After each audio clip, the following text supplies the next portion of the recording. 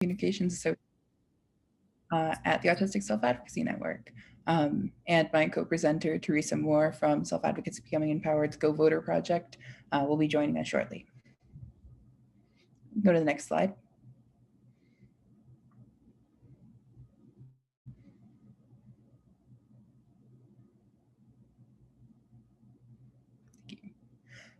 So first, who has the right to vote?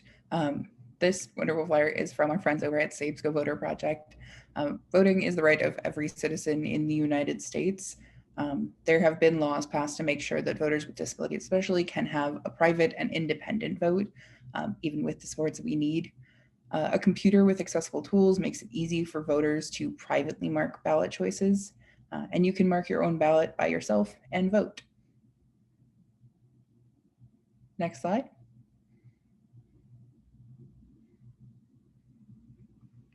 So in some states, because voting laws really depend on state by state laws.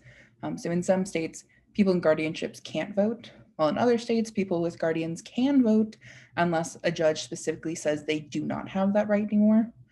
In some states, people who have been convicted for a crime can't vote either. In some states, folks who are currently incarcerated or formerly incarcerated may or may not be able to vote. It really is up to state by state rules. So you can read about your voting rights in your state with this resource that we can put in the chat at the end. Next slide. So voting by mail is when you mail in your vote for an election, like it sounds. This is also called absentee voting. You might hear that more often. When we vote by mail, you don't need to go to a polling place to vote in person. This is key, especially for keeping ourselves safe when there are things like the coronavirus around. So a polling place is the place that you go to vote in person. Again, this is going to be different in your individual community and your state. So when you vote by mail, your state sends you a ballot and you mail it back. The ballot is the piece of paper that you vote on, and it's going to have all of your choices, any specific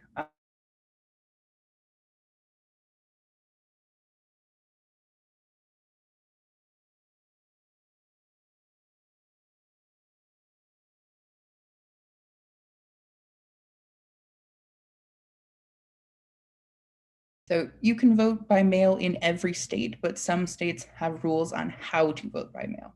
Like I said, it's all very individual and up to the states. In most states, you have to fill out a form to ask for a ballot, and then they will send that to you. And in most states, anyone can vote by mail. In some states, you can only vote by mail if there's a specific reason that you can't go vote in person. So some of those reasons might be you're moving out of state and then things get kind of tricky, or you have a disability that makes it hard to vote in person. The states that you actually need to have a reason and give them a reason to vote by mail are Indiana, Louisiana, Mississippi, South Carolina, Tennessee, and Texas. Next slide. So before we talk about voting in person, since we're kind of shifting gears from voting by mail, are there any questions about voting by mail? And you can put those in the chat and I can read those out loud. I'll just give you all a second.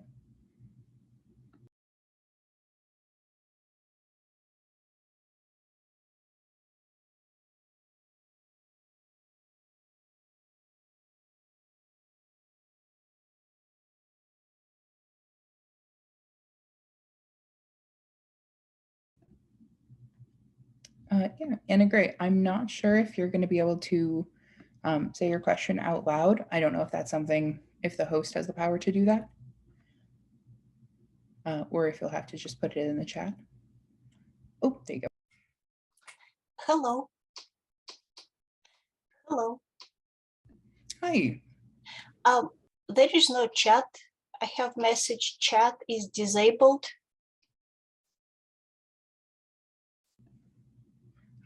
No. Let me take a look at that. That's the only thing you said. If there's questions, put them in the chat, but there is no chat. We're just going to look at that real quick.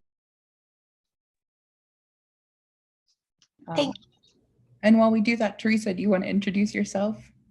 Hello, everyone. Sorry about that, technical difficulties. My name is Teresa Moore. I am with Self Advocates Becoming Empowered Go Voter Project, and I'm the director of that project. I'm glad to be here. Thank you so much. And it looks like that should be fixed. So you should be able to put questions in the chat. And if that's not working, definitely let us know. And thanks for bringing that up. So then I'll just leave another second if there are any questions about mail-in voting before we go on to voting in person.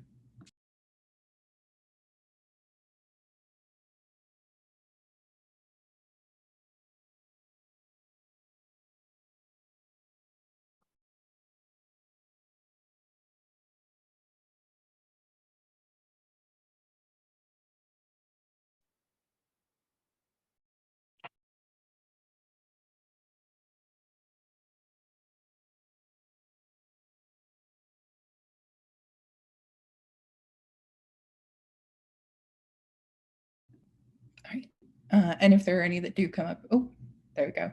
Anna Gray asked, do they have to provide accommodations for voting in person for autistic people? I collapsed a couple of times in the past while waiting in line. Teresa, do you want to answer this first question? One of the things that you can do is you can, usually if it's a long line situation, which it sounds like that might have been what happened, they usually have people that come out and walk up and down the line. You can get someone's attention. They usually have a volunteer or some kind of identification on them. And you can get their attention and just say, I am sorry, I can't stand this long or be in the heat this long. Please, could I have arrangements to either go up into the line where it can be in the building if that's what it was, or can I please have a chair? Many of the polling locations offer chairs if the line continues to be long. But you will have to, most likely, if it's not obvious that you have a disability, one of the things we as people with disabilities have to decide is how much to disclose, and just say, I have a condition that I cannot be outside. And if you need more information, and if they don't seem to be responsive to that, say, could I please speak to the poll judge or poll marshal that's in charge, and see if they can help you. Awesome. Thank you so much, Teresa. Sure. So voting in person, and this is a great segue for that. So in every state, you can register to vote in person. To register to vote in person, or to register in person, rather, you can go to one of these places. So your local motor vehicles administration or Department of Motor Vehicles, can state by state, your town hall or city hall, your state or local election office, and there are other places that you can register to vote as well. You can find more about those at the link here, which again, we'll put in the chat at the end.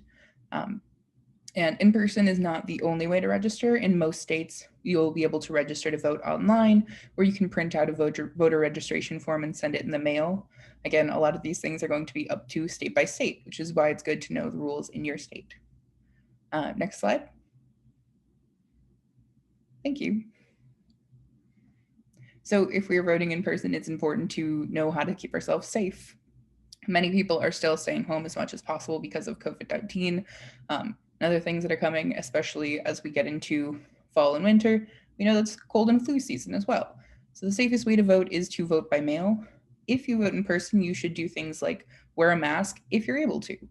You can learn about masks and why it's important to wear them from our fact sheet about masks, which is available in this link that we'll put in the chat. Next slide. Could I just say something real quick about that? Sure. One of the things that self-advocates have told me is that people sometimes give them a hard time for wearing a mask. And, you know, because it's not required as it used to be.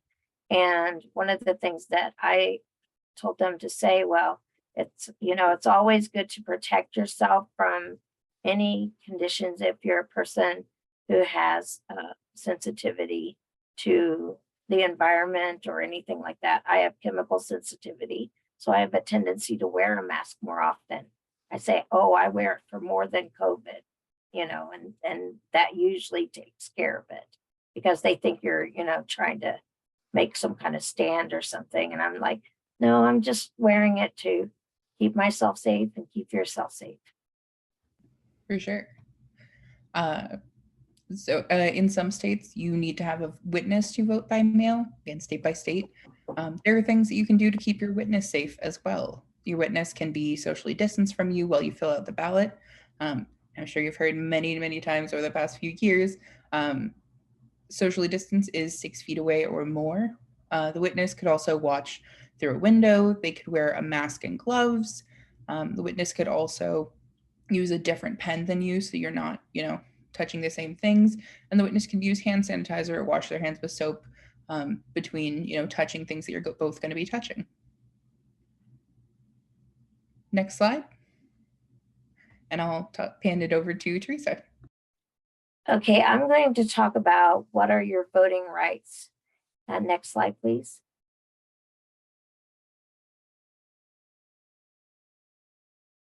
So here are some of the things that we want you to know about is the Help America Vote Act. It is one of the best acts that we have for voting because it really took the time to speak to people with disabilities and accessibility and accommodations. We call it HAVA for short, HAVA. And it's a federal law that makes voting accessible and says that states must make sure that polling locations are accessible to make sure that the voting area is accessible when you go inside at the polls, and that every polling location should have an accessible voting machine to help people vote privately and independently. That's right in the act. So that's a really important phrase that we like to keep on our mind when we're voting. Next slide, please.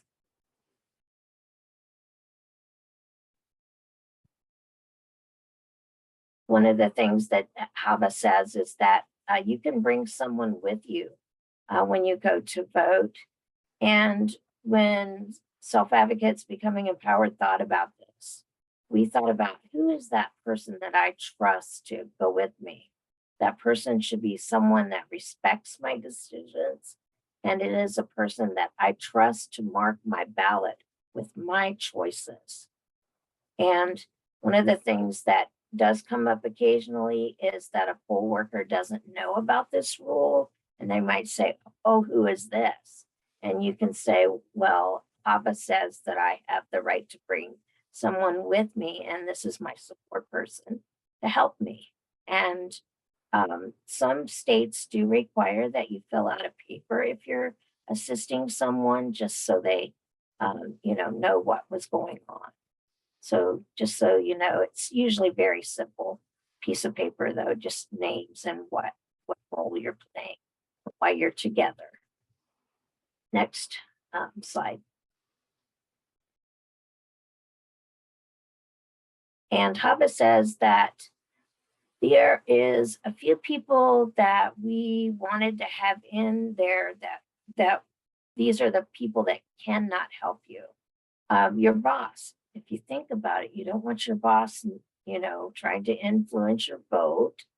You don't want your union officer trying to influence your vote, or a candidate on the ballot to be helping you. Those are people we don't want to help us because we want to have our vote be private.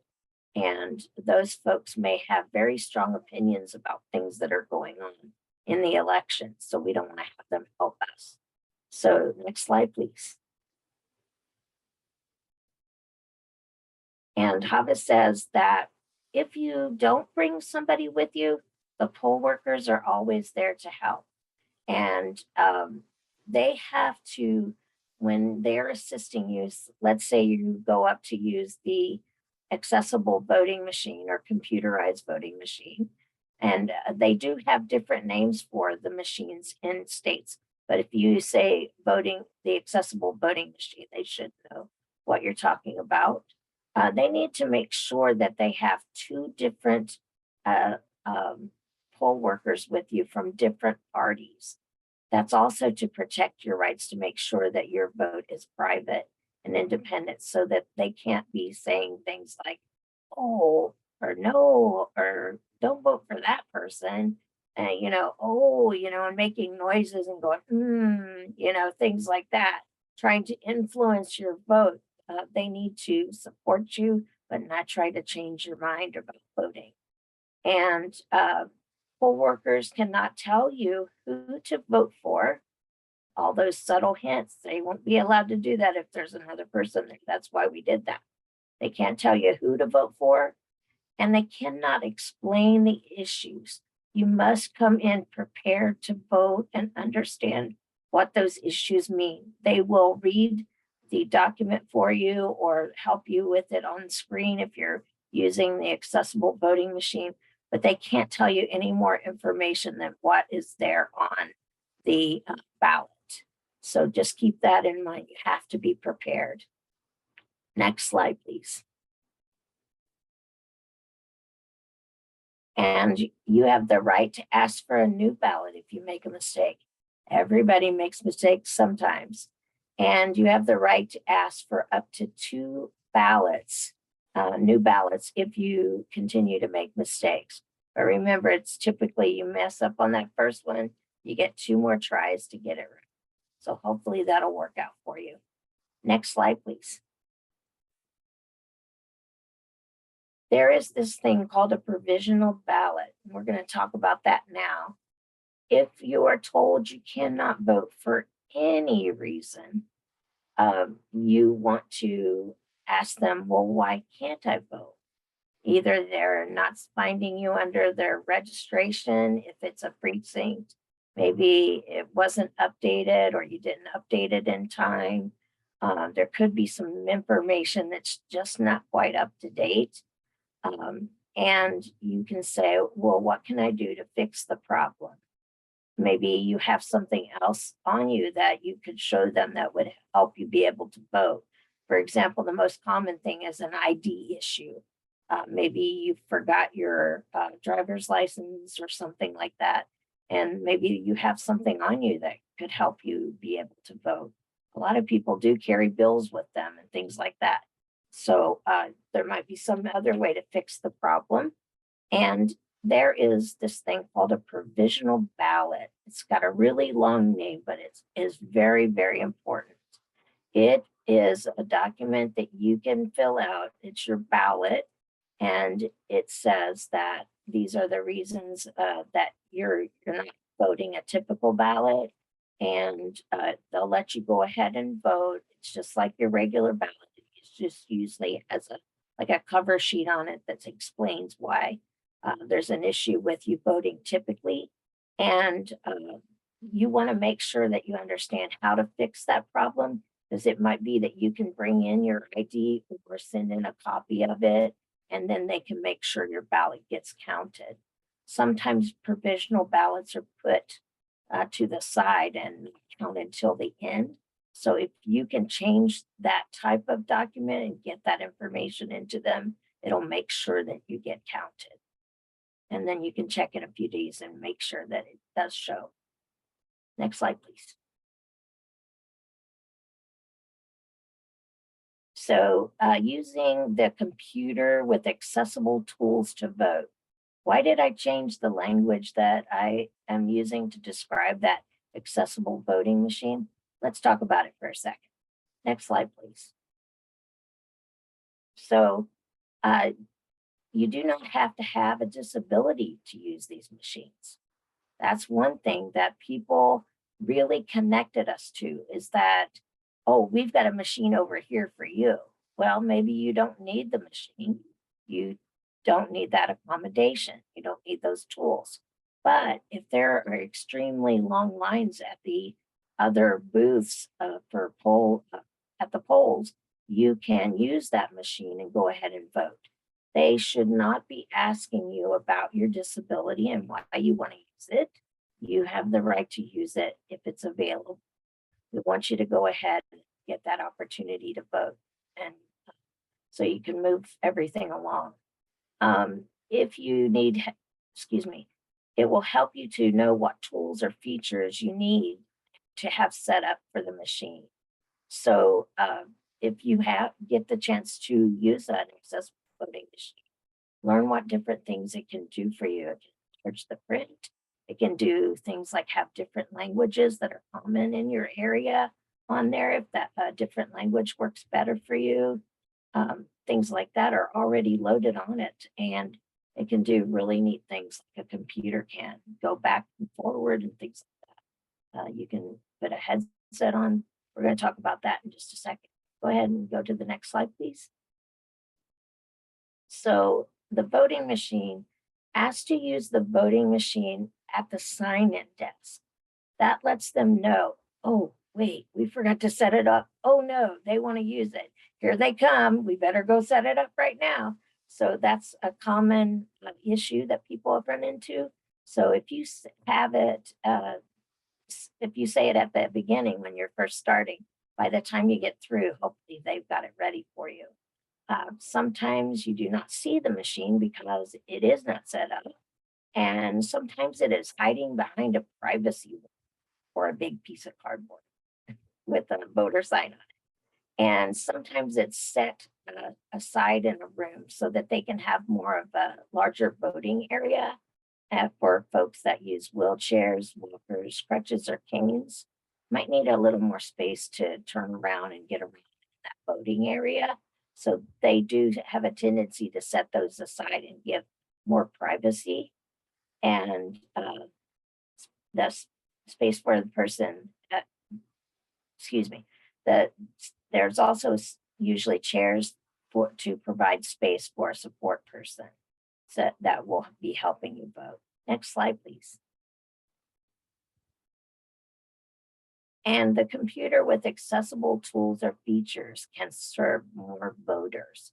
If we kind of think about it like that and we describe it like that, because it was reported by states that they were not being used enough. And many states this time after the 2020 election tried to change the rules and go back to a paper ballot only option, which is not an option for a lot of people with disabilities.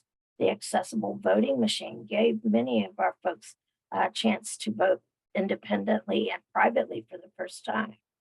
And one of the things that we have to remember, if we call it a computer, it's not quite as scary and it doesn't separate us out or make us different just because we need the accommodation. Many people do not see very well, walk very well, maybe, are not connected to our advocacy or self-advocacy organizations, but those accommodations would actually help them. Maybe they forgot their glasses and now they can't see the ballot. Well, this is a way to say, we have this really nice computer over here that we could make the print larger for you and allow you to vote today without any that help. And then maybe they'd be more likely to say, oh, I'm not disabled. No. That a lot of times is really hard for people to say that they need help. And they may not know what the word accessible means. If you say, we have this accessible voting machine, well, what's that? If you're not around it all the time, you might not know what that means. So try to remember if you're helping out at the polls or telling people about voting, that there's a cool computer that has all this ability to help people vote. Next slide, please. There are many features on these computers with accessible tools. They have directional arrows that help a person that might have a little bit of difficulty seeing small things, and they can move the pointer around the screen and help them pick who they want to vote for. There are devices like a sip and puff, and maybe you haven't heard of this before, but it's a really cool device. It allows people who have dexterity, which is maybe they have difficulty holding things in a hand, like a pen or something like that. Maybe they have a disability like quadriplegia, where it's difficult or they don't move certain parts of their body and it makes it difficult for them. But the sip and puff allows them to use their breath to move the mouse around and to click on what offices they want. And they have headsets where you can hear the instructions or information about what's on the ballot. And for many folks, this allowed them to complete the ballot for the first time. And the headsets, if you think about it, some people are under a lot of stress. They like crowds, it's really busy, there's a lot of noise going on. You could put a headset on and listen to the computer read you the opposite, and it would maybe help the person be a little more relaxed about their voting experience. They could then go to that little section where it's a little bit quieter and everything will just kind of be more relaxing for them to vote. So that's another option to think about for people that you might be noticing are a little bit stressed by that crowd situation. Next slide, please. Some voters who experience disability, the voting machine made it possible for them to vote on their own for the very first time. Using the sip and puff and the keypad device helped them to be more independent and to be able to make those choices without a support person or their family member who might be from a different party and might be trying to maybe give those subtle noises or and making those little gestures that made people feel like they had to vote the way their family voted. It allowed them to vote by themselves for the first time because of the accessible voting machine. And voters with these skills move the pointer around the screen and they click on their choices. So that makes it possible for them to do that. Next slide, please. The computerized voting machine says that everyone's vote is private and it makes sure that the equipment is accessible. The computerized voting machine equipment and features help them to vote independently on their own. That's the way people describe it. They don't say, I have an independent vote. I vote on my own, is what they say. So we need to keep that in mind too, that that's what that means to them. That's how powerful that is. Next slide, please.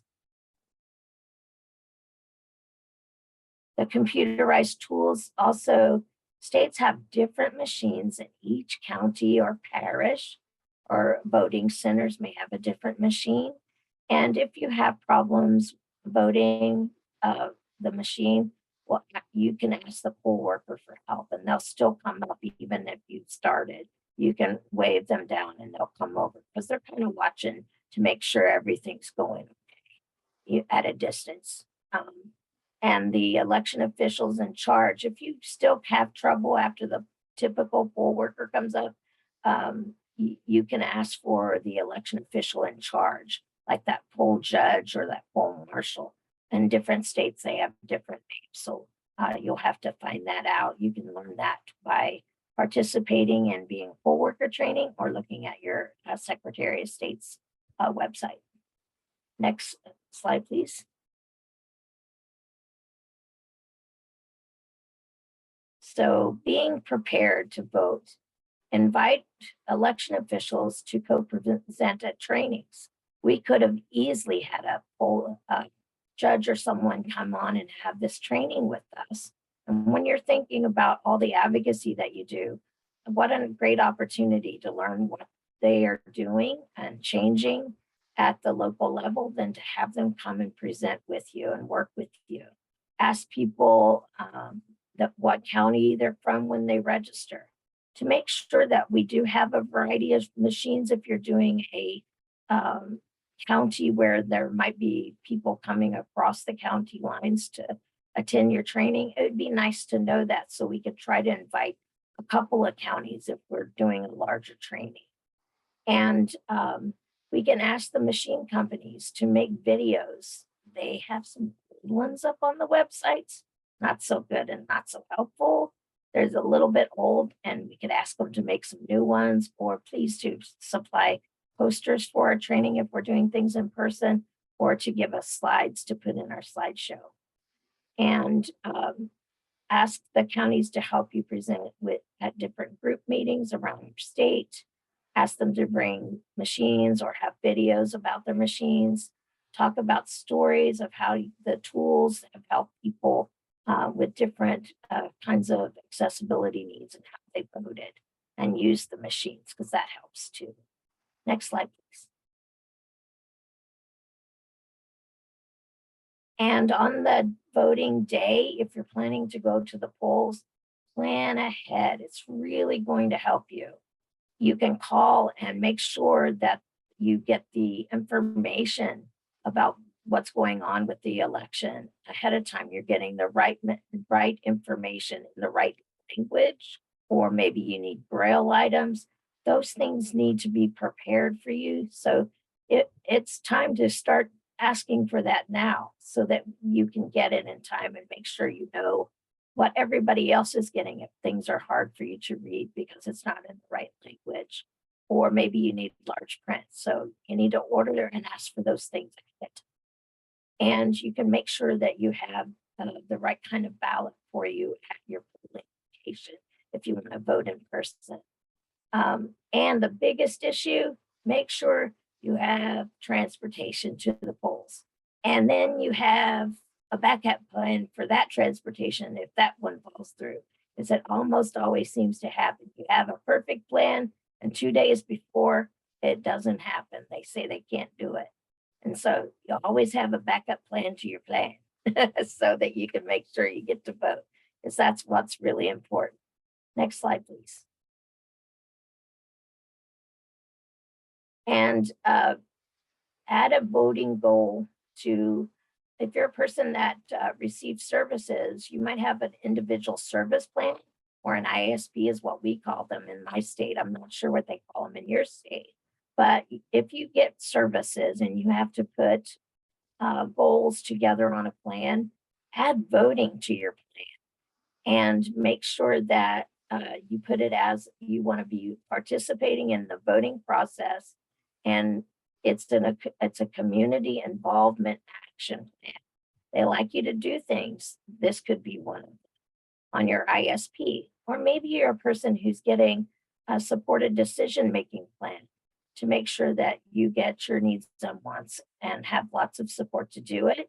You can put voting on there, have several different people helping you.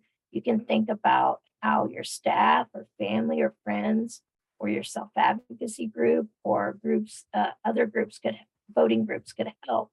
And so you can put each group or each person down as helping you with different parts. We're going to talk about that. Next slide, please.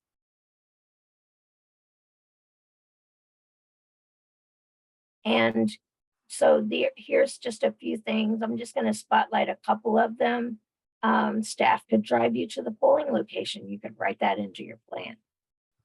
If it's written into the plan, it is more likely to happen. It doesn't guarantee it, but it is more likely to happen. And especially if you've talked about it ahead of time. And maybe you can talk to your self-advocacy group about inviting election officials to do a training and to have the voting machines there. Maybe your friends could be the people that you trust to take you to a forum so you can learn and listen about the issues. Staff can take you to meetings where you can meet the candidates and know a little bit more about them. They're different than what you see on TV. That's just an advertisement, and that doesn't show you all the good things that they're about or the things that you might not like about it when you get to meet them and hear them talk at a forum. So it gives you an opportunity to get more support, to get involved and get really good information. Staff could also read you the ballots and read you the voting information, or other people that you trust. Might be a friend that you have to do that instead of your family. Especially if you have different ideas about how things, you might like things to be run. Next slide, please. You can listen to the debates with your family and discuss them afterwards. You could write that into your plan. Make sure that they know that this is really important to you and help to make this happen. Maybe it's not your mom or dad, but maybe it's your sibling. And writing them into the plan gives them like a really important thing. Oh yeah, I should probably know that too. So yeah, I'll help you do that. Let's listen to it together. So coalitions are great, and they listen to people's issues and problems and help to get them solved at the local level. Next slide, please. Before we move on, Anna Gray had a transportation question. Can autistic people who are on disability request Metro Access bus to come pick them up and take them to the voting place? So have you taken advantage of that before? Is that what you just want to make a comment? They said, no, I have not. But you've heard that it's available to people? Yes. That's wonderful. That's wonderful. So yeah, being alert and aware and helping spread the word about those things is really important. And if we hear from different people what's possible in different cities or towns, we can say, hey, they're doing that over in that town. Why can't we do it here? And it's always a good question, right? Why can't? So. Absolutely. And I think there are different programs around the country. Again, depending on your state. I know I've said that a lot, but there are different programs to help folks get to the polls. So those are always good to keep an eye out on as well.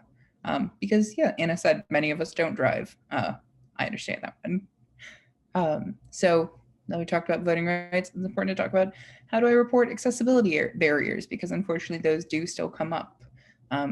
First, you can talk to the person in charge of the polls. That's the first person you should talk to, because they're the ones that are normally going to be able to deal with it the fastest. And in an ideal world, it happened because someone wasn't thinking and not because someone, intentionally or wasn't doing the work to make the place accessible.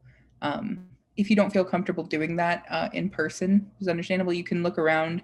There's usually going to be a flyer about voting issues at the polling place. So you can report the problem as soon as you get home. So you remember the specific location that you went to, because that's really important when you're reporting these issues. So we can see if there are trends, if this is commonly happening at this one place to disabled folks. That makes it easier to address. You can also call the election protection hotline. Depending on the language that you speak, there are different hotlines that are going to be best for you. We have them all listed here. And you can call your state's protection and advocacy organization, usually called Disability Rights, like your state, and they should be able to help. And I didn't include it here, but you can and should go to your local self-advocacy groups and talk there so that you can, one, share your experience so that folks know that this is an issue, and also hopefully see if other people have experienced this, because again, if you're seeing those trends and you document those, it's a lot easier to fix these issues. Next slide.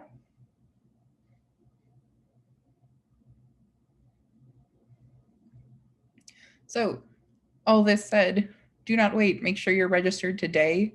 I'm going to put a link into the chat about where you can check to see if you're registered, or if you know that you're not registered, you can get registered to vote. There's still time.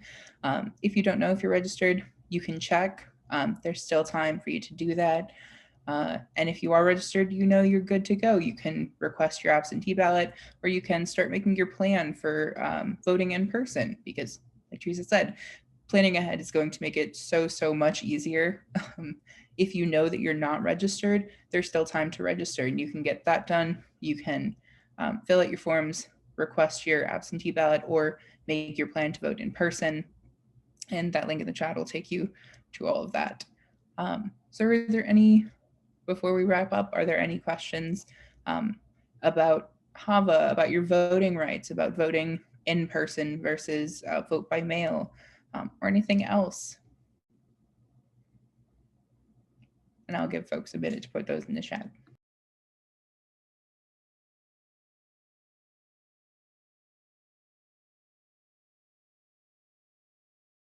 While we're waiting for that to get caught up, I just want to mention too, I didn't talk about it very much, but or mention it, but early voting has been proven to be very successful for a lot of people with disabilities.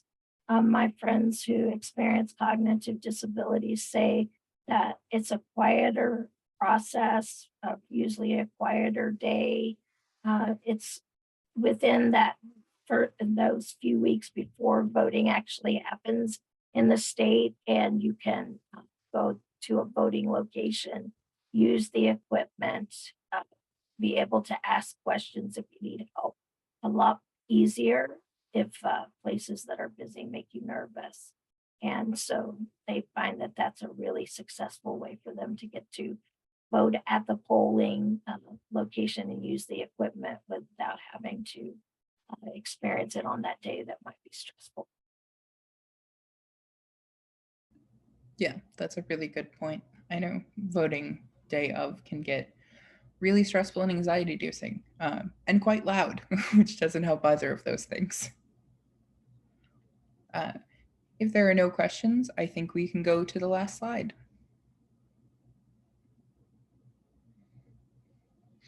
Thank you so much for coming and listening and asking your questions.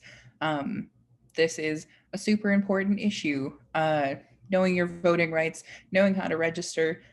Sometimes it's confusing or embarrassing to ask questions about stuff you feel like you're already supposed to know. But if we don't know and we don't learn, we won't know what to do in the future. And it's more important that we know our rights and how to vote and how to get registered. So I hope this was helpful for everyone. You're still welcome to put questions in the chat about anything we talked about. Teresa, is there anything else you want to add? Oh, you're muted. Yeah, trying to get that off sometimes is a little tricky. Sorry about that. One of the things is that you never want to leave the polls without voting. Go ahead and fill out that provisional ballot. Ask for one. Make use of it. Ask how you can get it validated if you need different information that you don't have on you that you can send to them or bring to a location to make sure that your ballot is counted, and then check a few days later and make sure it was counted so that you have time to fix it. Because they are very exciting on election day, but things are not official till a couple of weeks later, really. Absolutely.